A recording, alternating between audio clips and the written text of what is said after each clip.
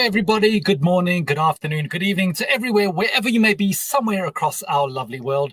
Thanks for joining us live here today for the only Serverless Office Hours. We are streaming live on the AWS Twitch channel and also on Serverless Land on the AWS Events channel. So wherever you're joining us, thanks for being with us. I'm Julian Wood. I pretend to be a developer advocate for Serverless at AWS, and the person who doesn't pretend is Eric. How are you, Eric? I am good. Thanks for saying that. That is like the most polished professional intro. You can tell you're like, hello, good morning, good afternoon, good evening, blah, blah, blah. I can't even say all that without going, blah, blah, blah. That was really good. The crazy thing is that's sort of been a signature, and then I've had some guests who come on the show, other hosts, and says, I've got to do the same intro. I've got to do the same intro. Yeah. So yeah. See, I'm just like, hey, how y'all doing? So super glad to be here. We have some others that are joining us as well. This is a big show. This is a big show. This is a big show. Yeah. Stick around. There's money to be won. That literally cash. That's my cash signal right there. So yeah, there you go. So should we bring on our guests? Yeah, let's bring them on. Who's rolling up first in the machine? There we go. There they are. Excellent. Yeah. So we have some. These are notorious. Is that the right word? Infamous. There it is. Yeah. I apologize. Some notorious. I'm seeing. Thanks so much for joining us. Yeah. Matthew Wilson says he is here. Thank you for having us. Cool. Well, thank you very much for joining us. You can hear that the start is a little bit crazy because we have lots of people, but we are actually talking about all a Lambda Hackathon. But we're going to get into lots of details with that as well. But just to introduce our guests, and I'm going to have to start with Gunnar because I'm actually in Stockholm in Sweden because the Stockholm Summit is tomorrow. And Gunnar is in the same office in Stockholm in Sweden. But you can see that Gunnar knows which is the right floor to go on to get the good background, which is literally just pointing over there. So good work, Gunnar. I'm in a bit of a sterile environment. So Gunnar, welcome to Serverless Office Hours yet again. For people who may not know you, tell us about Gunnar. Thank you so much. And yeah, you have to check with the locals which floor and which room to be in. So look, I've had my IKEA meatballs and I've had my smoked salmon, so I think I'm a local. Pretty much by now, yeah. So I'm Gunnar, developer advocate with AWS. I work in the EMEA team, so covering Europe, but also do a lot of stuff globally. And serverless is and has always been a love of mine. Cool, excellent. And next up, we'll spin the wheel. And Shashira. Shashira, welcome to Serverless Office Hours. You have been on before, but for people who don't know you, let us know what you do at AWS. Yeah, thanks, Julian, for having me here. Shishra here, product manager on the Lambda team. I work on a bunch of things at Lambda, focused on platform owner and developer experiences. Looking forward to this hackathon and see what the builders will build here. Cool, excellent. I was so mean. I was literally going to start by going, put Shashira on the spot and say, Shashira, what's the next thing coming out for Lambda? And just seeing he may have just come out. No. So close. I should have tried it. No way. Certainly not. Well, yeah. I mean, maybe if you win the prize with some money, Shashira will maybe take a little bit of moolah to let you know. At least ask for your opinion. And then, certainly, last but not least, we've also had Rajesh on recently. Rajesh, welcome to Serverless Office Hours again. For some of our new joiners, tell us about what you do with Lambda. Yeah, thanks for having me. I'm principal engineer with AWS Lambda. A bunch of things I do behind the scene, so you don't see me that often. But anything and everything that you do with events is like somewhere I'm picking your events and putting them and executing and putting them in Lambda sandboxes. So that's what me doing things behind the scene for you guys. So Rajesh is the magic behind event-driven architecture, basically, is what we're saying. So you send an event, Rajesh handles. Yeah, I need my magician hat or something. I don't know. He's got to be pretty quick. Yeah. He's got to be pretty quick with all those trillions of invokes. I can imagine Rajesh with one hand grabbing it, taking it across, and doing something. And writing JSON as they pass. Yeah. I run concurrently, so. Cool. Well, these are our judges for our hackathon. We seriously are going to get onto the hackathon shortly. And I did talk about maybe bribing Shashira, but actually there are more people you can bribe because there is money to be won. So yes, Shastera. Remember, we are live. So send us let us know where you are watching from. We'd love to hear from you. Babish, thanks for joining us via YouTube. We've got Abdullah also via YouTube. An old friend of the show, Dave Boyne. Eric looks epic, and he said, "Up, Julian, you filing from pub again?" I love. I've sparkling water. Like, That's right. there's always one. There's always one. This would be the most boring pub in the Yeah, world. but it's always David's always the one. So Yeah, if you don't he's know, probably in the pub. Dave used to work with us. He was a colleague, still very much a serverless guy. Yep. He's an EDA hero, and he's quite funny. So yeah. Eventcatalog.dev is the site. We also have Eerie Edits. Thank you for joining us via Twitch. And Daryl, thanks so much for joining us again. We've obviously got the Northern Ireland, Matthew Wilson, obviously here for the money. Bhavesh, Fantastic Five. I just realized we're Fantastic Five. And there's some other guy who did a comment. Sorry. Anyway, yeah. Well, thanks for joining us as well. I do recognize him. So, we're here for the AWS Lambda Hackathon. Eric, why don't you kick us off? What is this all about? Yeah, so this is really cool. So it's exactly what it looks like. This is a hackathon. It's for the month of June, and we have the details, and we'll kind of go through this. But what we're asking is whether you're brand new to serverless or you're an expert, we want you to build something with Lambda, with AWS Lambda functions. There you go, Chris Munns. And so, and again, we'll get to the details, but it's a month long. You can submit your stuff between the 3rd and the 30th, and there's a lot of, and there are prizes. There's money to be had for 1st, 2nd, 3rd, and 4th place. So I don't know if we want to jump into this, and then we'll kind of talk about what we would do. So again, that was the money. That's the big pot of money. Not all for one attempt, but nope. Do you know how much Eric has been saving all his hard-earned cash to put this into the prize pot? Yeah, they didn't let me travel for the last 2 years so we could save up money for this. So how many diets Dr. Pepper do you get for $15,000? Oh, I could do the math. So I would get that sponsorship probably. Oh, probably 4 in Sweden with the prices. But, probably with shipping. Exactly. So, yes, 15,000 in cash prizes. Do you have the breakdown, Julian? All right. So here's what it is. We're looking at 6,000 for 1st place, 4,000 for 2nd place, 3,000 for 3rd place, and 500 for 4 honorable mentions for 4th place. And so, like I said, there is money to be had here. And you're seeing there's a I want to talk about this link for a moment, Julian. So s12d.com hack Lambda. What do you think of that? Seriously, we have a product manager for Lambda on the call. We have a principal engineer for Lambda on the call, and you are publicly saying, "Let's hack Lambda." Like, these people are freaking out. The security, security. No. What's that about? So we went back and forth on this. It was like, well, we could do Lambda hack, but we went with hack Lambda because we want you to do something unique, do something cool, do something that we haven't heard of. And we'll throw some ideas out a little bit later, but this is your chance to make us go, whoa, I don't even know we could do that with a Lambda function. Like you said, we've got PMs, we've got engineers on here, which always makes me I get starstruck when I meet the folks that are building the products. But sometimes we see a use of a service like, I hadn't thought of that. And that's what I'd love to see. I would love to see these unique, powerful ideas because there's a lot of advantages, and we'll get to serverless and why you do this, but I want to see something unique. So super creativity. Cool. We got a question. Only 14 participants. No, there could be a ton of participants. As many as you want can, but only so many prizes. So where does the 14 come from? I don't know. I'm trying to add up the prizes. Yeah. There you go. Yeah.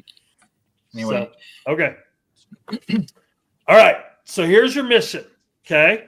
So you have to build an application using AWS Lambda that solves a real-world business problem. Again, surprise us, shock us. You have to implement at least one Lambda trigger or Lambda function. So obviously there's to be Lambda, but you're free to integrate with other AWS services like S3, DynamoDB, or have you ever heard of Amazon Bedrock, Julian?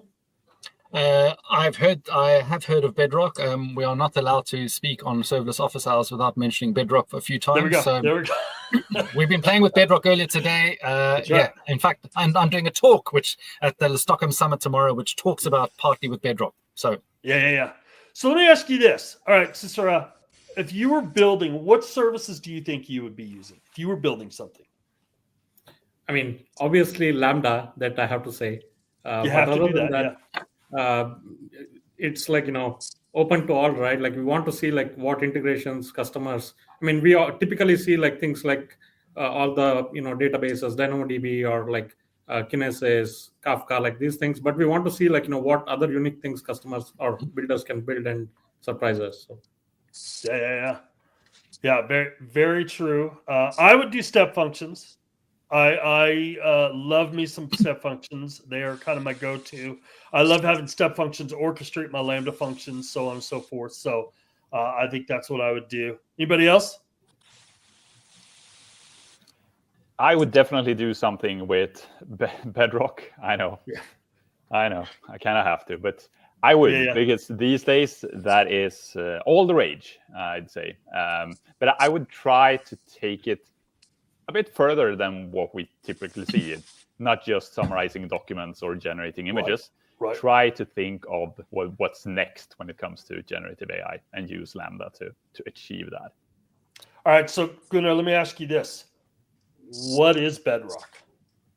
So Amazon Bedrock is our fully managed service for making use of large language models or foundation models. And Bedrock is cool in the sense that you can pick your model. We have a great offering of different types of models you can use. Anything from Anthropic, Claude is a common one, but our own models, our Nova models, for instance, they can use as well, or a bunch of other ones that are available in the catalog.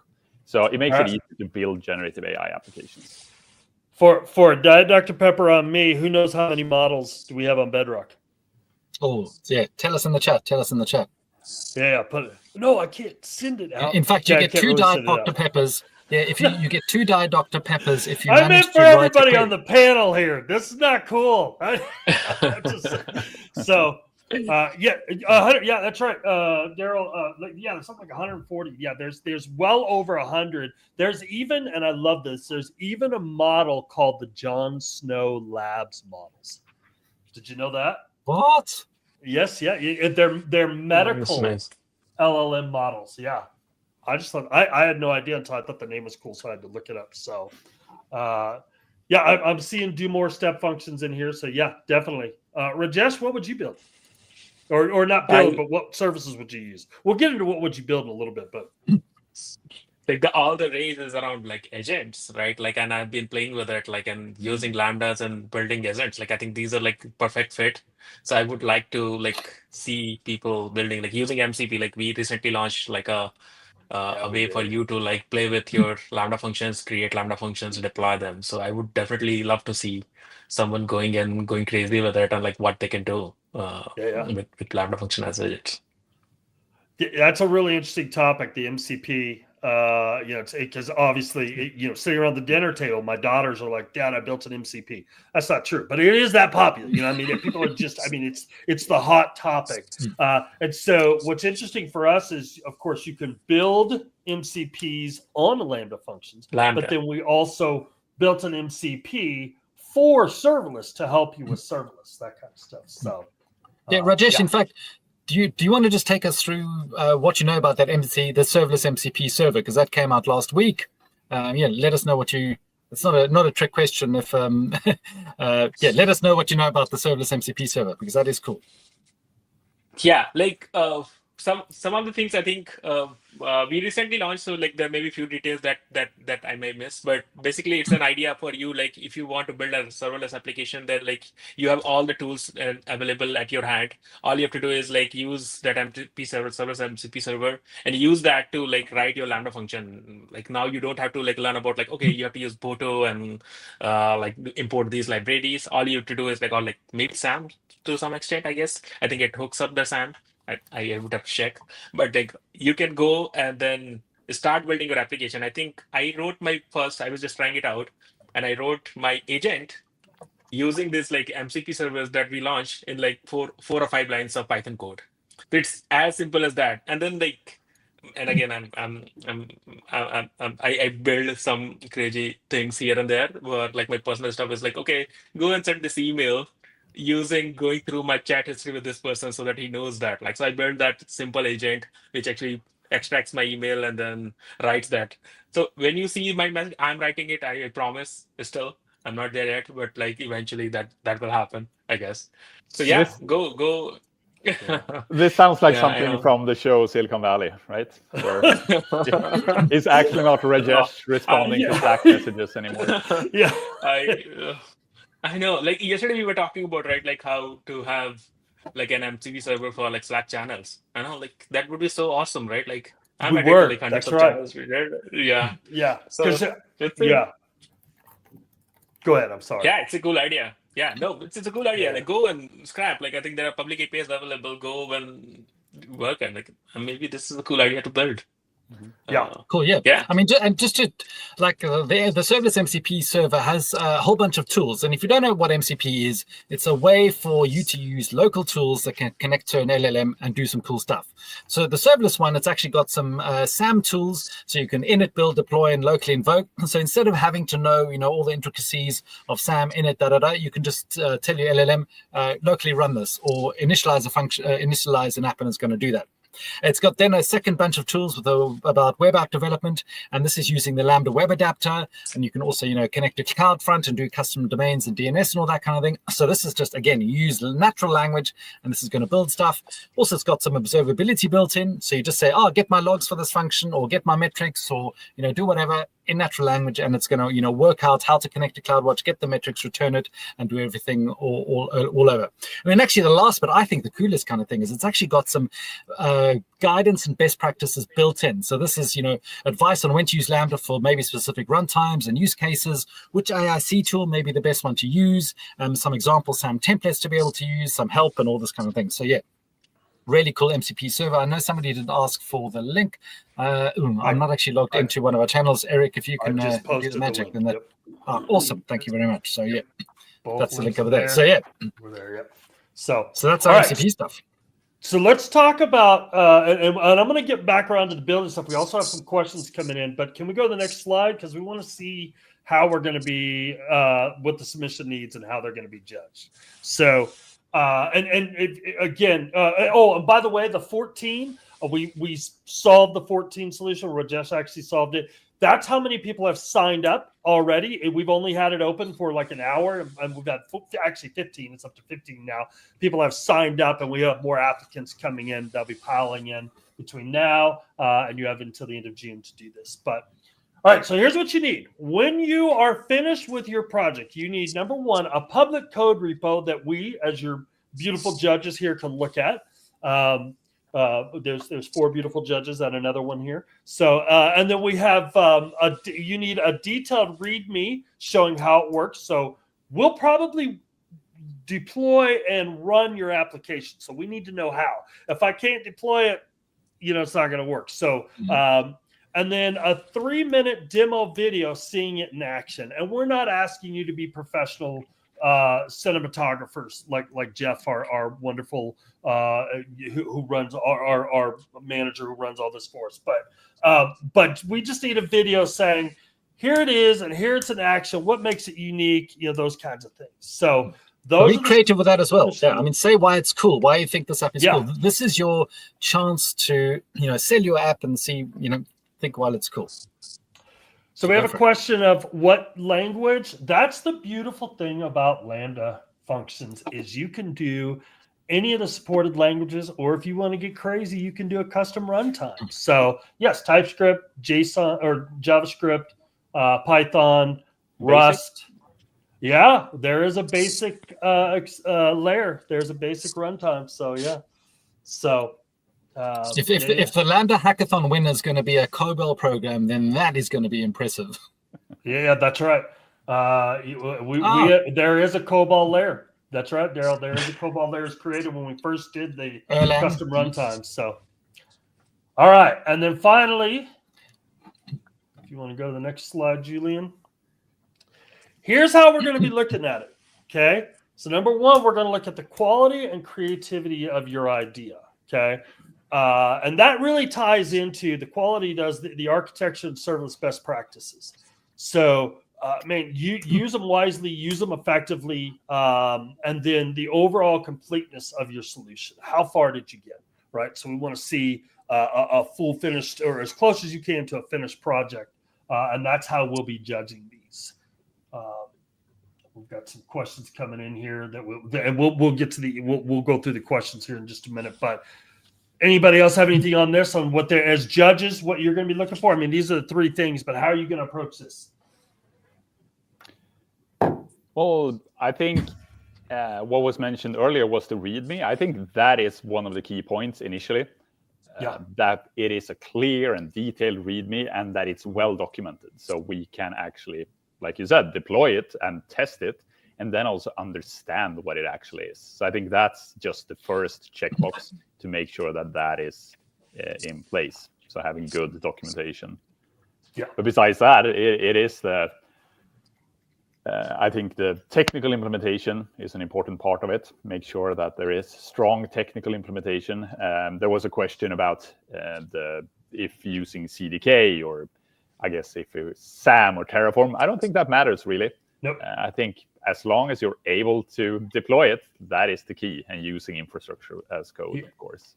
In fact, I would recommend using infrastructure as code, because if like Gunnar was saying, when it comes time for us to look at it and use it and deploy it, if you're telling me to go here, click here, deploy this, add this code, copy this, that's going to be hard. But if I can just say same deploy or CDK deploy or CloudFormation or however you want to, Terraform, I mean, there's a ton of them, right? And so I heavily encourage the use of IAC. Yeah, and in fact, have a think about the second thing where we talk about architecture and serverless best practices. These are the kind of hints of, if you do have infrastructure as code, that's an architecture best practice. So, that's going to give you a better chance for a better price. Yep. That's right, Daryl. I agree with you. So, all right. What else do we have? Okay. Submissions start today, and like we said, we already have 15. I think we actually have more now. We're up to we're getting up there. So we're almost at 20 submissions, or 20 logins. So they start today. Not logins, registrations. There's the word. Don't worry, guys. I got it. Registration. I got to it. Yeah. So shocking they pay me to speak here, but they do for some reason or another. You get paid? I need to talk to my manager. Yeah, I apologize. Yeah. So starts today. It's open.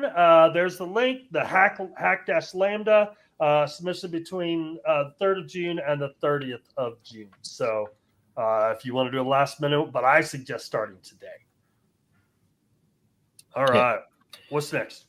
Let me go. Sorry, I'm jumping around screens over here. Yeah. All right.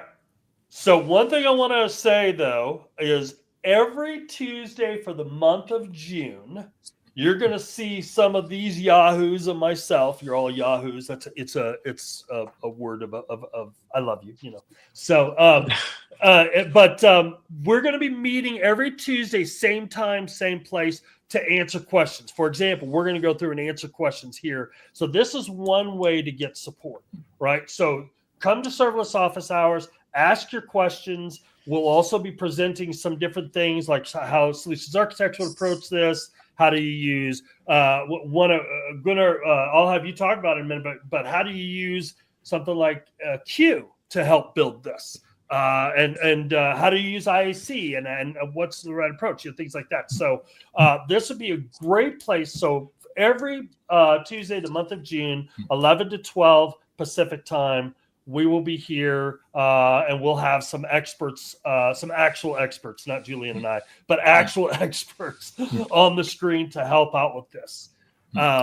And we've also got some front-end experts and other kind of people who we're going to bring in to also, spread the love. And so, we can ask any kind of questions and do that. Also, I mean, even if you're not doing the hackathon, this is going to be, you're going to hear about people building things in the wild, what they're doing, the kind of things they're going well, things they're challenged with, and then get some cool suggestions. So it's also useful if you want to follow along. If you're not actually building something, although you should still join Office Hours because it's going to be worth it. That's right. The other support is when you register for the hackathon, you'll actually get a link to join the AWS developer Slack workspace, which I would encourage you, even if you're not doing the hackathon, join the AWS Developer Slack workspace. It's really helpful. And I'll post a link for that. But then you'll also get a channel dedicated to the workshop that you'll join, and all the instructions are in our registration page. But we'll be there to help you. Some of us will have solutions architects, we have software developer engineers, all who actually build this stuff on a daily basis, there to help out and answer questions. So we're not going to leave you out there hanging. We'll answer questions best we can, and you know, see what we can do to further you along on your journey here. And actually, we're also keen to hear from you, even today and you know, in the future. What are the things you kind of build, or even we'd be happy for people to, you know, collaborate as well. If you know, working out in the community and you want to do something together, that could be a cool way to partner with somebody as well. Get some inspiration, you know, talk to others and see the cool kind of stuff you can possibly build. So if you don't want to do this alone, I'm sure we can work out something that we could partner with people. Let us know. In fact, let us know in the chat now if you're looking for some help, and maybe some people can do things. Yep. Should we go through some of the questions? Yeah, off you go, Rick. All right. Okay, so we have this one. Are there any requirements on programming paradigms, e.g., or for example, functional, OOP, procedural for this project? There are none. It has to work.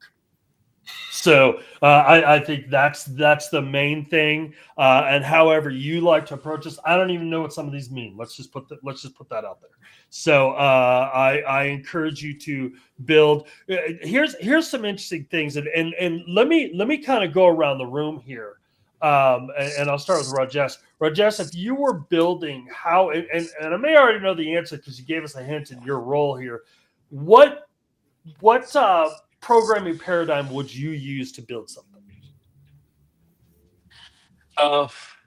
I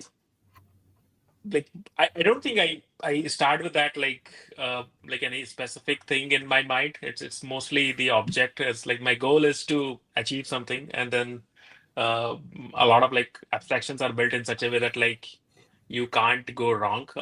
But yeah, functional is not my preferred way, but I'm not saying that like that is the right way to do things. It's like whatever, like functional and object oriented, we do a lot of things, and because we are functions, so like we like that's the thought process. But yeah, like if it works, it works. And I did think like AWS does a lot of like in Lambda and like in AWS in general, like we take care of things, even if you not following the programming best practices, you are not going to like shoot yourself on the foot. But that's like my preferred way of doing things. Right. Yeah. One of the interesting things, and I'll throw this out there and get your opinions though, is and Cicero or Gunnar or Julian, would you do this event driven? Would you push for an event driven model if you were building this? So like I'm sorry, Cicero, if you want to take that question, it's just like something that's close to my like what I do. It's if I could convert everything into like event-driven systems, I would, and that's what I live and breathe. So definitely yes. Like if you ask me like how two agents are talking to each other through events, right? Like how would you make them work and go independent? It's like if you have to somehow build an application where like a bunch of these things, like if you have to book a movie ticket, right? Like you have to have like someone who talks to Fandango, and someone goes and talks to a Stripe and like other payment systems, and someone who knows it to like what is the going on with the current like a theater. So like you have to like coordinate all these three things, and then like these are like events that are talking to each other. So you could obviously use events, and there are like other ways to do it. But I would, if I were to go and do it, I'll do it through events. Okay. Yeah, I guess when the comment popped up here, I was thinking about not just these programming paradigms, but also like, you know, the different, I guess, like, you know, types of functions which Lambda supports. Like you could go for the fully asynchronous model, event-driven, everything. Obviously, like everything in the world is an event. It's just that how fast it happens is what differs it, how it looks like. But still, like, you know, Lambda offers both the synchronous and asynchronous programming models, which, you know, if you're building a web API, maybe like, you know, synchronous model is the better way to go for you. And And it doesn't have to be one model to follow. It's like your application can be composed of different microservices or different components, and different models may be fit for those. So it's about like composing those together to what makes best sense for your application. All right, that makes total sense. Okay, we have another question that just came in. I'm actually going to roll back here. Gunnar, I'm going to give this to you. It was about here in a sec. All right, so we have this question on Bedrock specifically, and Gunnar does a lot of work on what we all. I mean, if you're not doing Gen AI, you're probably not working. We all do it, but Gunnar spends a lot of time with this. Does Bedrock have any specifically trained model that is ready to return text to SQL, ready to check SQL queries? So I've seen this question before, and just to be super clear, I haven't spent time trying to figure out what the best answer is. I know from that time that different models perform differently well, I guess is a good way to say it, when it comes to this. Some are actually very good at it. I believe certain of the Claude models are good at text to SQL, and basically what it is to use natural language to then create a SQL query in the end. So I think the answer is, in this case, that I don't think we have a model that's specifically trained for that purpose, but certain models are better at it. And I think a lot of it comes down to the prompting as well, in terms of how you're actually getting the model to create that SQL output in this case. It would probably not be a short prompt to make sure that it is staying within the boundaries of SQL. So this is one of the benefits of Bedrock. Sorry, go ahead. I think, Julian, you can say the same thing I did. Go ahead. And all I was going to say is, one of the benefits of Bedrock is because it's a consistent and the same API, you could literally have the same prompt, have the same everything, and just swap out the model name and literally iterate through all the models. Obviously, you've got to give yourself access, and you need to do it in the right region because, not all models are available everywhere. But, this is it. There's also an interesting component to think about of a cost perspective. So sure, you could run the biggest, baddest, fanciest model, but if that's going to cost you more money, maybe actually for something that is quite structured, so you think of transforming JSON or maybe creating SQL, maybe a cheaper, simpler model could actually do the trick. So Amazon Nova, for example, that's certainly a good cost-effective model. Maybe that's because that's also a thing you can highlight in your application, saying, when this runs at scale, I picked a cheaper model because it does X or whatever. So different kind of considerations. So I would add on to that I would do, because it's the same thing I was going to do. So, and I actually posted this on Twitter a while back. I have a pattern where you use step functions, and if you use a pass state, which is just kind of a formatting state, if you're not familiar with step functions, to create your prompt. Here's my prompt. Here's all the data I wanted, that kind of thing. Then I can use the Converse API in step functions, and I can literally call 10 models at the same time and evaluate their answers. So I literally just drag another one in parallel, just drag another one in. Now, watch your cost, things like that. But this is a great way to look at them and go, okay, I think this model does better for the SQL stuff. This model does better for, and you can look at those different things. And then you can get into like the prompt routing where you can say, okay, if it's SQL, I want you to hit this model, that kind of stuff. So there's so much work, so much cool stuff that could be done with that. Like I was thinking like this could be a cool idea actually. Like for this hackathon, you can build like an agent which actually helps you, and you can do this parallel evaluation, and then you build this app for this hackathon. It's a good idea actually. Like you build a model which actually converts your text to an SQL, and you do a runtime evaluation. Build a leaderboard of text to SQL. Like an app which does this thing, right? Like, and then we can have Gunnar like help you evaluate this thing. Yeah. Exactly and right. I think this is, I'm sure there's already an MCP server for this as well, to make Bedrock actually be able to create SQL even better. All right. So another question that came in, Irietta said, and I like this, it's a broad sweeping question, kind of what are the advantages of serverless? Why would I do this? I don't know if someone else wants to jump on that. obviously would love to talk on this and hear what you think. Or in fact, also people in the comments tell us why serverless is cool. I mean, we're doing service office hours. I think we're invested, but you tell us as well. I'm actually going to point this at Gunnar because Julian and I were part of the service product team, so we were there because we love it, and obviously we want to do that. But Gunnar he's done serverless no matter what, even though he deals with a lot of different things. Gunnar, why are you a serverless first guy? Well, I think there is no other way that you can ship products that quickly. No matter if it's just an MVP or if it is something into production, it is the fastest way to build and ship a product. And I think that is what really caught my attention early on. Then there's a long list of other benefits as well, but I think was the key one for me. You could easily build something and you didn't have to spin up servers, create, I don't even want to mention Kubernetes, but I just did spin up a Kubernetes cluster. We're going to have a talk later in HR. I know. So. Don't kick me off the stream.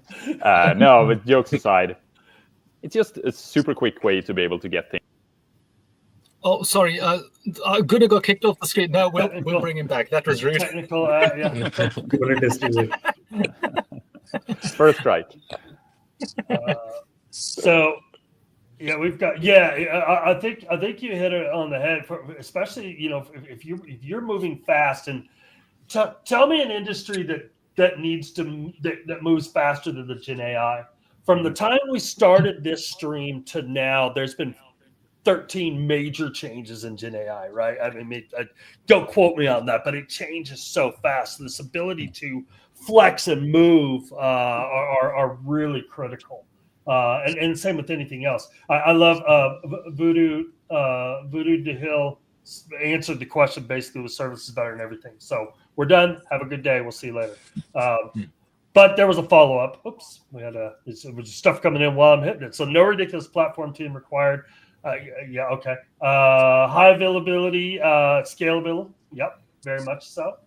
And then we have this one. I like this.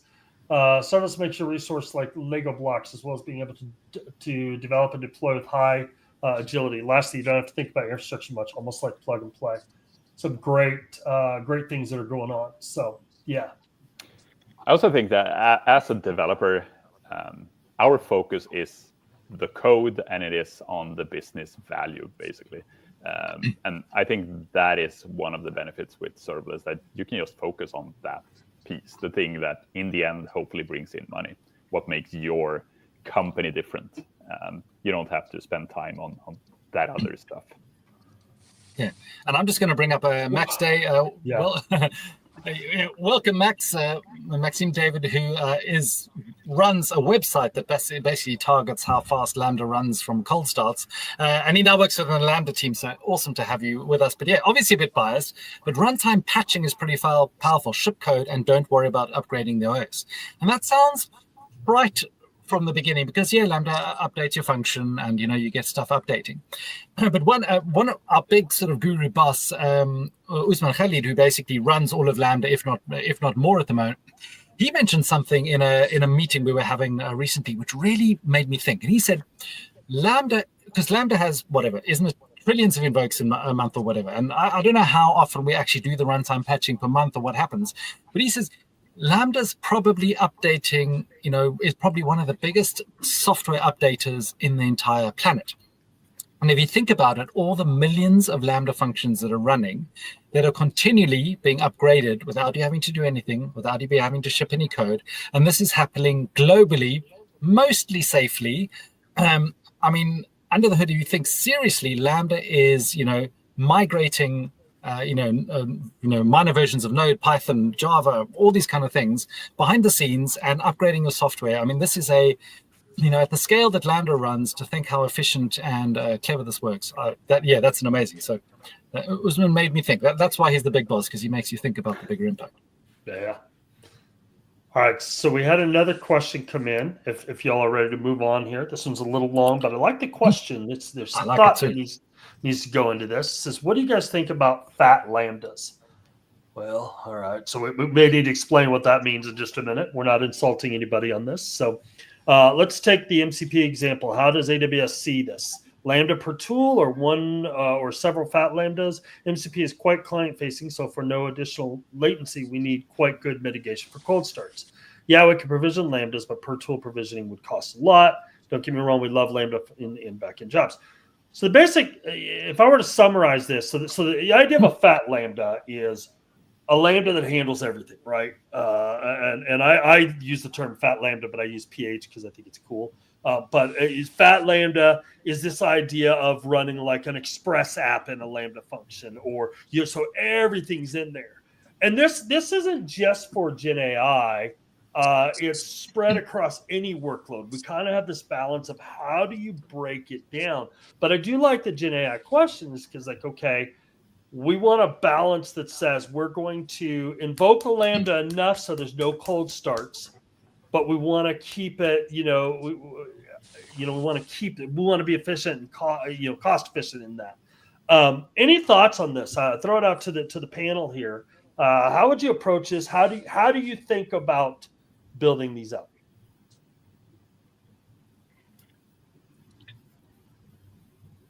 Silence is I can share my opinion, but again, this is just an opinion, not a recommendation or best practice. I know a few years ago we were very opinionated about having functions which were very specific to one aspect of your application, and basically splitting up your application into tens of Lambda functions or hundreds. But over the course of years, we have seen not to say that model is wrong, but there have been customers who have done both these, right? There have been hybrid approaches where customers basically couple 2-3 functionalities within the single Lambda, because either it makes sense in terms of writing that function, or sometimes to mitigate these cold start concerns. So I'm of the mindset that there is not a single good approach there. If there is a part of your application which needs to be isolated and better managed with one function, that's the way to go. But it's not a necessity that you have to break up your application into every single piece into a different function to have it running as different functions. So at least that's my approach. Hybrid approach works. Whatever you want to see best for your application. But I would like to hear thoughts from others here. So. No, but I agree. It is the classical. I'm not a solutions architect, but I guess I can say it depends. It really depends on the use case. The answer, buddy. Yeah. But there's definitely nothing wrong with having, I guess, fat Lambda is what we're calling it now. And fat doesn't have to mean that it is very, very large in size. I think it's usually more about having more functionality in the Lambda than the size of it. That it's multi-purpose, perhaps. Yeah, I just want to add, I have seen the other extremities as well, where some customers have tried, putting 100 different functionalities within the same function. And it obviously comes with challenges where even if you have to change one thing, you have to basically do the whole function deployment and face into all those challenges of debugging. So yeah, you have to have that right trade-off of how big that Lambda Lift is going to be. Yeah, Lambda Lift. That's another one. That's a nice one. Yeah, I like it. Actually, I borrowed it from the chat here. So. Oh, okay, gotcha. But I want to also jump in on the Lambda Lift, because I think the Lambda Lift is a great term, but somebody else also said to me a couple of years ago, a super clever person, said, the problem with Lambda Lift is that the term lift makes people think it's too big and too unwieldy, because what are people doing? They're moving from monoliths to microservices. And so this person who spoke to a lot of people said, well, you're telling customers you want to move to a microservices approach, but then use a Lambda Lift. They're like, but we've gone from the monolith to what's going on? We're regressing. And that's not the case. And so my thinking about this is actually this is an operational construct. It's not even a Lambda construct, but it's an operational construct of how many Lambda functions is efficient for you to run in your organization. Because if you have a single developer working on a Lambda function, if that Lambda function's got 3, 4, 5, 6 different paths in it, like, is that going to be operationally any more complex? No. But as soon as you spread out towards more teams and you have different teams wanting to work on the same Lambda function, then think about how you architect your microservices. It's not the same way for a Lambda function. And never please think that a Lambda function is a microservice, or a microservice needs to be. There's so many different ways with bounded context and things to think about this problem. But think about it. What's the first thing you need to do? And particularly for things like APIs, where if you have an API that's maybe got, I don't know, an API could literally have 6, 7, 8 different endpoints, but they're all backing to the same database. So if they're all backing to the same database, why have different Lambda functions when you're going to have the same security model, that kind of thing? Now, sure, maybe you've got some reading and you've got some writing that needs to go on. So maybe there's a security concern over there, or there's some other consideration. But you're just making more work for yourself, where it's different IAM roles, you've got different permissions, maybe you've got connection, pooling, all these kind of things you think about. So I would go, think of the actual operational aspect of it rather than, how many microservices am I going to have? But also be clever whenever you're writing your code. Think just a little bit of a step into the future. If you're using some sort of hexagonal pattern, I know that's a fancy term for splitting things up. But if you do have something and you think, in the future, if this grows, well, if I could just grab that code, move it into another Lambda function, that's really easy. Well, you've built a bit of a future path. But the thing is, I would suggest against is don't use Lambda functions for different things. So if you've got a Lambda function that pulls from SQS and also sits behind API gateway, and then also is the thing that responds to your step function state machine and also sends things to SNS, like those kind of separation concerns is a little bit weird. So Pixel Genius, thank you for listening to my rant. That's why we have office hours, so you can come and listen to us talk. So yeah, but I mean, there isn't a right or wrong answer for this. Fat lambdas are not wrong. That's what you're not going to think. And if the term Lambda Lift, which is a fat lambda, freaks you out, don't worry about Lambda Lift. There's no lift in it. You're actually taking a microservice, slimming it down in a great way for Lambda. But be a pragmatic. So actually, the whether you're using microservices or Lambda Lift, the actually pragmatic Lambda function is probably the best of both worlds. So let me take a moment and apply this back to the original question for the MCP, because I went back and forth. I really did wrestle with this. Like, how much do we? So I'm building an MCP with obviously the streamable HTTP protocol or transport. We could build them on Lambda functions. They work great. But I went back and forth between, do I do it natively? And this, I'll come around to what I was saying, but do I do it natively, like the event-driven kind of idea? Because with all with the SDKs, they're really designed to run with like fast MCP or the MCP servers like Express. If you're running Node or something like that. And so I was like, well, do I use the Lambda adapter and just run Express app, which kind of becomes a Flamda? I don't know. I'm thinking that's going to work, Flamda. But there's some debate on the PH or F, but we'll get back to that. Or do I build it natively and kind of have to adapt and get away from the SDK a little bit? And so it makes sense for me. This is a perfect example for, a fat Lambda or Flamda works fine here.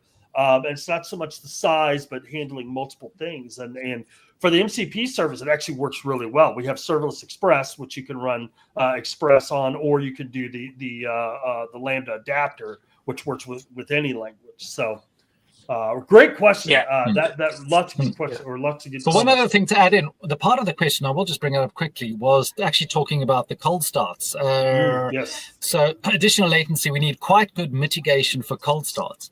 But also think about that, specifically for Gen AI, it's unlikely your Lambda cold starts is going to be your cold start issue.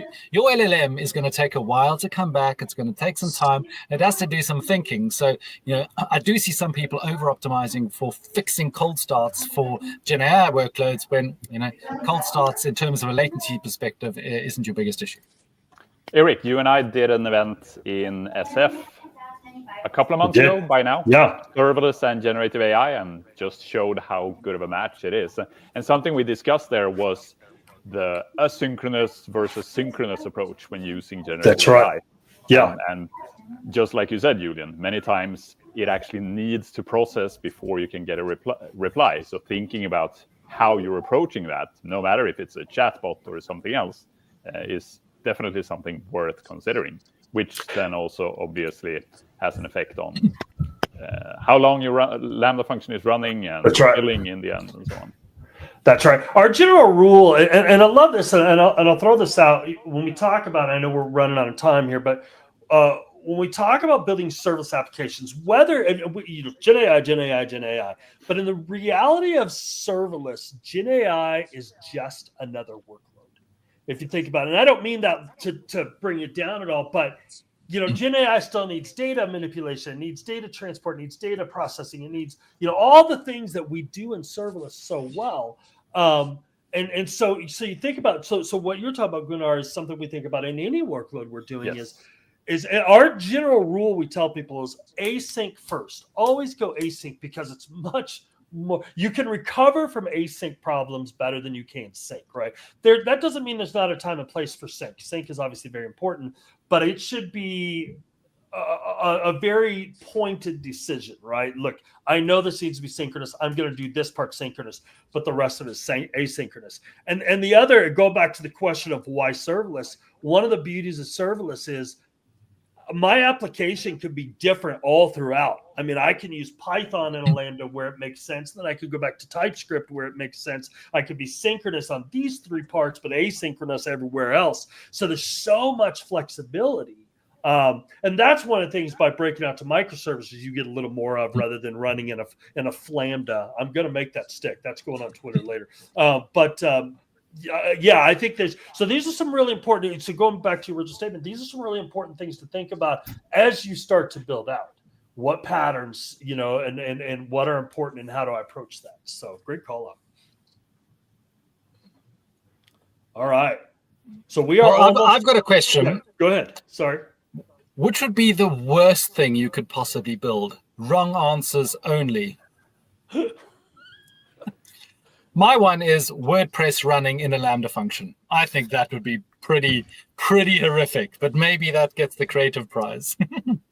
Yeah, that's pretty good. I like that. For me, it would be AS400, like mainframe stuff. Although there are people who are migrating from mainframes to serverless in some ways. So who else? Matthew Wilson, we like you. Yeah. Kubernetes in a Lambda. Yeah. I do need to point out, Julian, that Matthew made fun of your accent earlier. So, well, I was making fun of his accent, so he was quite right to call me out. I did try Northern Ireland, which is Northern Ireland, but I butchered it. So yeah, that was terrible. Well, what we'd like to see is Kubernetes running in a Lambda in a Lambda function, but then with a workload running on that. Or you can actually use Crossplane, and there's another tool for running Lambda on connecting to Lambda from Kubernetes. So there could be some horrific stuff going over there. You can run open FAS on Kubernetes in the Lambda. Yeah. Excellent. That's crazy. That's crazy. Chicken and the egg, man. Chicken and the egg. So that's crazy. All right, we have someone kicking in an answer here, so I can answer easily. We build a data lakehouse front end for a customer of ours with Lambda and AppSync. It has 250 Lambdas serving the front end using Django. Wow. Okay. Lambda. All right. Yeah. I suppose that can make sense because AppSync becomes the data aggregator. Mm-hmm. So in a way, you've got Lambda's all these resolvers, but 250. Whew, good work. Yeah. So another quick question. We've only got minutes to go. Oh, sorry, Gunnar, you were going to say something. Eric, you mentioned initially that you were going to come back to me about one thing. Yeah. And that was around how to actually create this, build this, and write the code for it. Yes, and that's a great. Thank you. I was going to come back. How would you start? What would you do? No, I think the thing here is about evening the playing field, leveling the playing field, because not everyone here is a serverless expert, has been doing this for many years. Some might just be starting out. And I think this is where the AI assistants, coding assistants can be super helpful to actually get help to get started, where you can use, we're going to mention, Q Developer to help you get started. No matter if it's just starting out with your bare bones skeleton application, or if it is actually creating the code for it. I think that's a huge benefit for someone wanting to start out today. So definitely check out an AI assistant like Q Developer or Q in the CLI is definitely my favorite today. Vibe coding for the win. I'd be happy to see someone vibe code and win this hackathon. Yeah, definitely. But that's actually a cool thing because Lambda has been around for 10 years and it's basically JSON in, JSON out. And whether you're connecting a front end or like these architectural patterns are actually pretty well known.